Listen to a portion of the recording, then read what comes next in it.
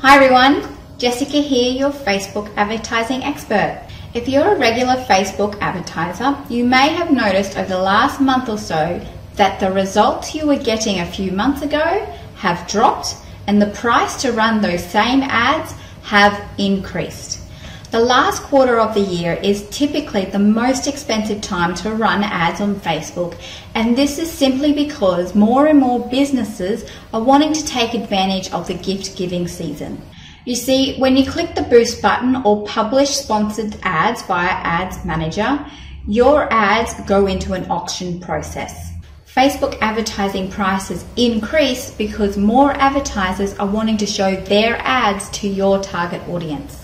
How much you spend on ads, how relevant your ads are to your target audience and how they're responding, as well as what do you want people to do after they've seen your ads. Those are all factors that Facebook takes into consideration when it comes to deciding who sees what ads on Facebook or Instagram.